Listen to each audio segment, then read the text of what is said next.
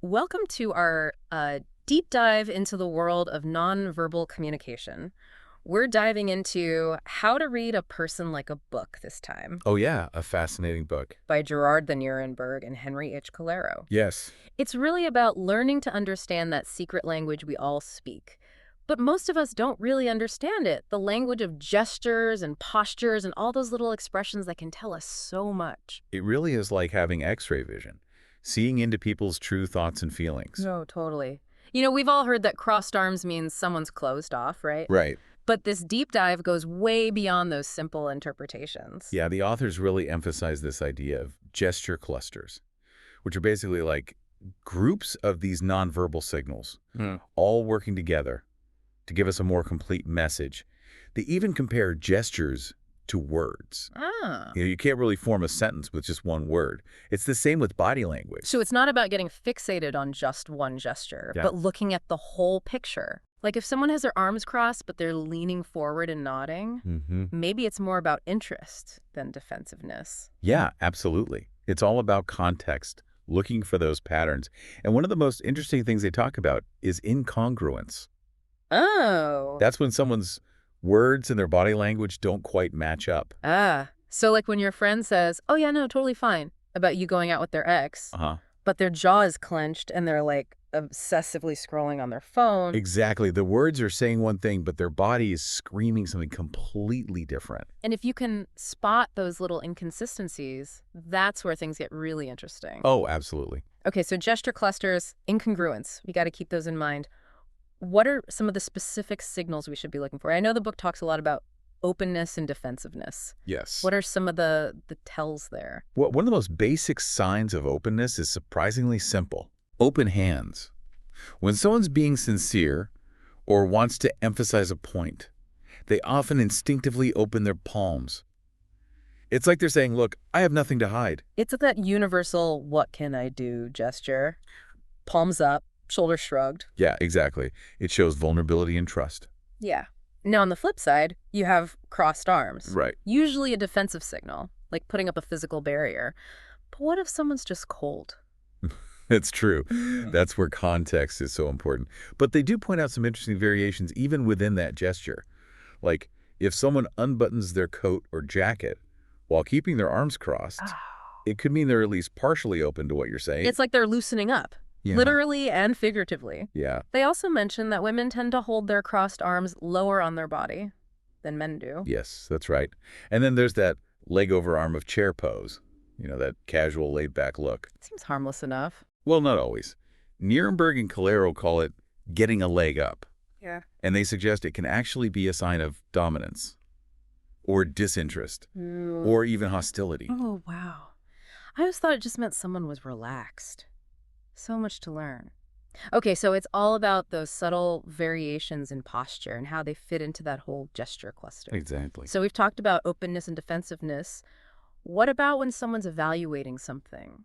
Or maybe feeling a little suspicious? Well, hand-to-face gestures are key there. Think about things like chin stroking, rubbing their cheek, touching their temple. Those can all indicate anything from, boredom to deep thought. Really depends on what else is going on. So if I'm talking to someone and they're rubbing their chin, could just be trying to process what I'm saying? Yeah. Or they could be completely bored out of their minds. Exactly. It's all about looking at the whole picture. Now, the head tilt is a really interesting one. It can mean interest and engagement. But they say it can also be like a subconscious way of creating distance when someone's feeling overwhelmed with information. Like a subtle, hold on, I need a second to catch up. Right. And then you have the sideways glance, paired with nose touching or rubbing, Oh. often a sign of suspicion or doubt. I've definitely caught myself doing that when I'm not quite buying what someone's telling me. Yeah, it's a classic tell, often picked up on subconsciously. Fascinating. So openness, defensiveness, suspicion. What other emotional states can we kind of decode through these cues? Well, let's talk about readiness, reassurance, and frustration. All emotions that play a big role in our interactions. And they often show up in very specific ways in our body language. Okay, give me the rundown. What should we be looking for? Well, remember we talked about that sitting on the edge of the chair thing can also be a powerful indicator of readiness. It's like the person is literally on the verge of taking action, whether that's agreeing, closing a deal, or getting out of there if things go south. Not always a bad sign, then. Just means they're ready to make a move. Exactly. Hmm. Now, what about those little gestures we do to comfort ourselves? Like when we're feeling a little stressed. Oh, yeah. Things like thumb rubbing, picking at your cuticles, even putting objects in your mouth, like pens, paper Oh, clips. the pen chewing. I'm so guilty of that when I'm nervous. It's very common, just a way to soothe ourselves. And then you have steepling, Steepling. where someone joins their fingertips, makes that kind of church steeple shape, Oh, right. often seen as a display of confidence and authority. It's like they're saying, I've got this, projecting an air of control. Exactly. And they also talk about the hands joined behind the back, chin thrust forward, pose. It can also project confidence. Yeah. But they point out that with women, it can sometimes be a sign of timidity. Interesting. Again, it's all about the context. Now, what about frustration? How does that manifest itself? Well, they describe things like those short, almost snorting breaths, Yeah. that little psk sound, clenched fists, and of course, the aggressive pointing finger. Those are all pretty clear signs someone's not happy. Exactly. And if you don't pick up on those signals, things can escalate pretty quickly. So being able to read those frustration cues could be key to avoiding conflict, or at least diffusing a tense situation. Absolutely.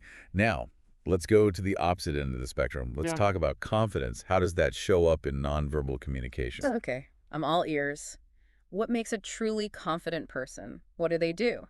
Well, they point out that true confidence is often revealed by the absence of nervous gestures. Confident people tend to have more relaxed posture, make direct eye contact. They don't fidget as much. It's like they're just comfortable being themselves. Yeah, they're not trying to prove anything. They also talk about the cigar smoker archetype. Okay. Lighting a cigar is often a sign of success or celebration. Yeah. And the way someone handles the cigar, how they blow the smoke, it can be very revealing. So it's the whole ritual, the nonverbal display of, I'm in control, I'm enjoying this moment. Exactly.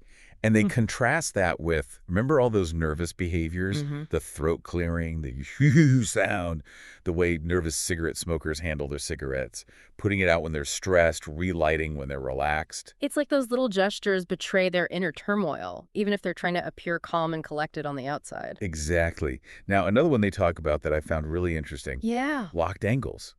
They say it can be a sign of holding back strong emotions.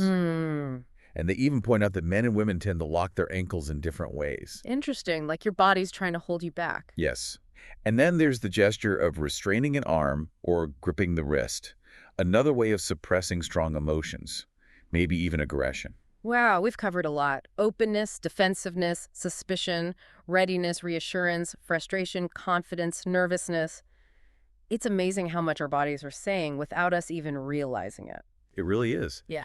And you know what? In the next part of our deep dive, we're going to explore how all of these nonverbal cues play out in specific types of relationships. Oh, can't wait. I'm already starting to see the world in a whole new way. Me too. Yeah. It's fascinating stuff. So we've been talking about all these different nonverbal cues, but it's amazing how they can take on completely different meanings, depending on, who you're interacting with. Yeah, absolutely. Like the dynamics of the relationship really change how we interpret those signals. Right. Like, let's start with one of the most basic relationships, parents and children. Oh, yeah. It's incredible how parents develop this almost like sixth sense for reading their kids' nonverbal cues, even when they're not being super obvious. It's true. Nierenberg and Calero talk about how parents, especially mothers, become experts at interpreting those different types of crying. Is the baby hungry, tired, needs a diaper change? It's like they have a secret decoder ring or something. Right. And it goes way beyond just crying, though. They point out how parents pick up on things like the way a child slams a door, how loud their music is, even the way they're singing or whistling. All of those things can tell you something about their emotional state. It's like those little actions are their own secret language, and parents have just learned to understand it. Exactly. And they make this interesting point about how sometimes mothers and fathers interpret those signals differently, Oh, that's interesting. Yeah. which can obviously lead to some interesting discussions about how to respond. Yeah. I can imagine some heated debates happening there. Okay, so let's shift gears a little bit. Let's talk about romantic relationships. Okay. I know Nuremberg and Calero say you can learn a lot about a couple's dynamic just by observing their nonverbal cues. Oh, absolutely. Yeah. You can often sense the level of connection or tension just by watching how they interact physically. For sure. What are some of those tells? Well, they highlight the classic signs of a strong romantic connection. The preening gestures, the closeness, how they touch each other, the intensity of their eye contact. Yeah, it's like they create their own little world. Everything else just fades away. Exactly. Yeah. But they also point out those signs of discomfort or strain. If a couple is constantly avoiding eye contact or their touch seems awkward or they're sitting far apart, those are pretty clear signs that things might not be going so well. Like their bodies are betraying their unspoken feelings. Now, how do those nonverbal dynamics change when we're talking about strangers, like people we don't know at all? Well, that's interesting. They use this example of, like, a crowded subway, Yeah. where avoiding eye contact is almost like a social norm. Yeah. It's like we're all trying to create our own little bubble of personal space, Yeah. especially in that kind of confined environment. It's funny how those unwritten rules of engagement can change so much depending on the situation. Right. But then you go to, like, a bar or a party, Yeah. and the signals are totally different. People might use eye contact, smiles, those preening gestures to show they're interested in connecting. It's like a whole nonverbal dance of attraction. Exactly. And of course, all of those rules can vary from culture to culture as well. Oh, yeah, for sure. What might be seen as friendly in one culture could be totally inappropriate in another. So important to keep in mind, especially when you're traveling or meeting people from different backgrounds. Okay, so let's talk about power dynamics for a minute. How do those play out in nonverbal communication, particularly between like superiors and subordinates? Yeah, that's a fascinating one. They start by talking about the classic dominant handshake. The firm grip, turning the hand so your palm is on top. It's subtle but powerful. Yes, it's like a nonverbal way of saying I'm in control here. Yeah, definitely. And then there's the infamous feet on the desk gesture. Not a good look. No, not really. They say it's a classic power play, and it almost always triggers negative reactions from those subordinates. It's like literally putting your feet in their space. Exactly. Hmm. They also talk about the more subtle ways superiors sometimes shut down a conversation, Okay. avoiding eye contact, glancing at their watch, even shifting their body toward the exit. Ooh, yeah. I've been on the receiving end of that a few times. It's like a nonverbal way of saying, meeting's over. Yeah, not a good feeling. Okay, what about clients and professionals? Like, how do those nonverbal dynamics play out in those relationships? Well, Nierenberg and Calero stress how important nonverbal communication is in those situations, where trust and rapport are so important. They say professionals, like lawyers or consultants, can use nonverbal cues to build that trust by doing things like taking notes, even if it's just for show, leaning in to show they're listening, or, adopting that thinker pose, like they're carefully considering the client's concerns. It's about showing you're competent and engaged, but without being too aggressive. Exactly. They warn against anything that could be seen as like dominance or disinterest, like sitting back with your hands steepled or using a lot of jargon. Yeah, you don't want to make the client feel like you're talking down to them. Right. You want to strike that balance between confidence and approachability. Yeah, for sure. Okay, so this next one is interesting. They talk about what they call the nonverbal dance of buying and selling. Oh, yeah. It's like a delicate balancing act where both sides are constantly reading each other's cues. Right. Trying to figure out, is there real interest here, resistance? Is this going to lead to a sale? Exactly. So you might have a buyer who's initially skeptical, sitting back, arms and legs crossed, maybe even leaning away from the seller a little. And then you have the seller, eager to make that sale, leaning forward, using open hand gestures, trying to, like, mirror the buyer's body language. To build rapport. Yeah, exactly. And they say if you misread those signals, it can be a disaster. Like if the seller comes on too strong or doesn't notice the buyer's subtle signs of resistance. Yeah, you could end up triggering defensiveness and losing the sale. Exactly. Yeah. It really is like this high-stakes game of nonverbal poker. Absolutely.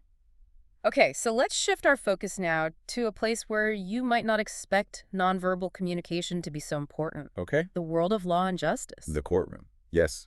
Body language in the courtroom, how does that even work? Oh, they have a whole section on lawyers and juries, talking about how attorneys use nonverbal cues, not just to pick jurors, but to gauge their reactions during the trial. So they're watching for those signs of like, are they engaged, skeptical, bored? Exactly. They're playing this nonverbal game of persuasion.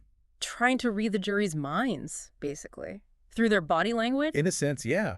And they even highlight these specific gestures that could be super impactful in that setting. Like what? Like the cock of the walk, where someone holds their lapels, thumbs tucked into their vest pockets, Right. can convey confidence, but can also be seen as arrogant. So a seemingly small gesture can make a big difference in how the lawyer is perceived. Huge difference. And then there's the Rock of Gibraltar. That unyielding, closed-off stance can project strength, but also make someone seem inflexible. It's fascinating, like a silent battle of body language is happening. It really is. The jury's nonverbal reactions can actually sway the outcome of the case, subconsciously even. Wow. Okay, to wrap up our exploration of nonverbal communication in different relationships, let's go to a place where we see it all play out. Those often chaotic social gatherings. Parties. Yeah, parties. Just thinking about all those potential interactions is exhausting. Well, that's where understanding these cues can be super helpful. For sure. And Nuremberg and Calero describe parties as like a living laboratory for observing human behavior. You see the whole spectrum of nonverbal signal. Oh, yeah. You've got everything from boredom and disinterest to, confidence, defensiveness, flirtation, even frustration. It's all there. It really is. So picture yourself at a party, scanning the room. You see someone standing off to the side, head in their hand, body angled toward the exit. That's boredom. Yeah. Classic boredom. Then you see someone else who's super animated, leaning in, making eye contact, mirroring the other person's body language. Social engagement. Yeah, they're really connecting. And then you see a couple, locked in that nonverbal dance of attraction. The hair stroking, the shy glances. Like their bodies are speaking volumes, Yeah. even if they haven't said a word to each other. Absolutely. And then maybe you spot someone, arms and legs crossed, standing apart from the group. Defensiveness, maybe even some discomfort. Yeah. It's amazing. Learning this nonverbal language can totally change how you experience a party. It can. It turns it into this fascinating study of human behavior, and it can help you navigate those interactions more effectively, too. I'm definitely starting to see the world in a whole new light. This is incredible stuff. It is. And we're not done yet. In the next part of our deep dive, we're going to talk about how nonverbal communication even plays out when we can't see the other person. Wait, what? Yeah. How is that even possible? We'll have to find out next time. Okay, so last time you were telling me about how we can actually pick up on these nonverbal cues even when we can't see the other person. Exactly. It's like our bodies are still communicating, Yeah. even when they're out of sight. That's so wild. It's like, I get that we're always sending out these signals, but I just never thought about it happening when you're like miles away on the phone. Right. It's almost like a sixth sense. And Nuremberg and Calero actually have a whole section in the book on this. They talk about how it even happens over the phone. So what are some examples? Like, what kind of nonverbal cues are we picking up on when we're just talking on the phone? Well, they talk about doodling. Like, if you're on the phone with someone and they start doodling, it could mean their mind's not fully on the conversation. Oh, interesting. It's like, yeah, their voice is there, but they've kind of checked out mentally. Exactly. And smokers, they can be really interesting to listen to on the phone. Oh, how so? Well, even if you can't see them, you can hear it in their voice if they suddenly put out their cigarette, or if they start, like, tapping it or fiddling with it. That can be a sign of stress.